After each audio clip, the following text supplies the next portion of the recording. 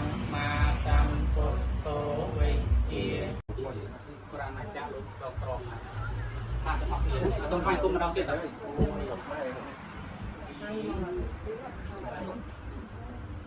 ល់អស់គ្នាណាទាំងកូនទាំងចៅតោះណាដែលខ្ញុំធ្វើប្រក់លើពុកម៉ែពេទ្យប្រក់លើយាយតាមពេទ្យដល់កាយវាចាចិត្ត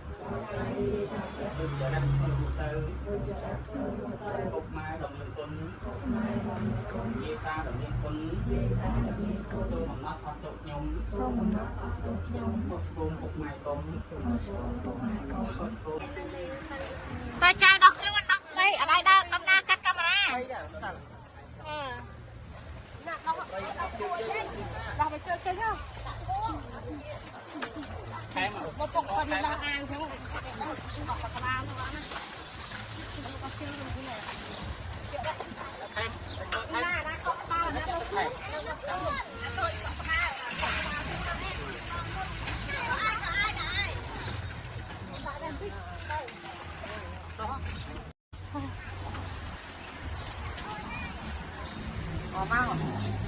កាត់ជួយដកថងនេះចេញតិចហេតា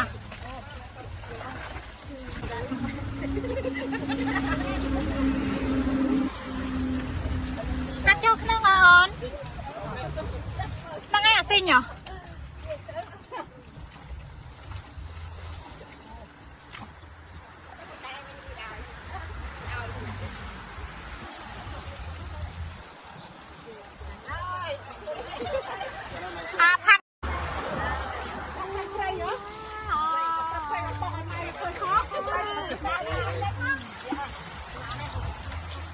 chị na cách chị ra cách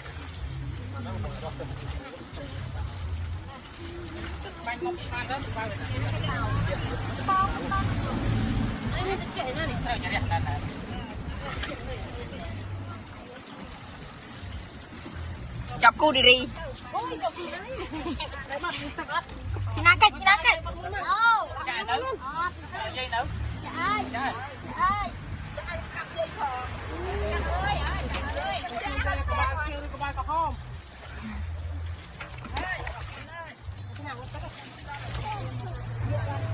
chị na chọc background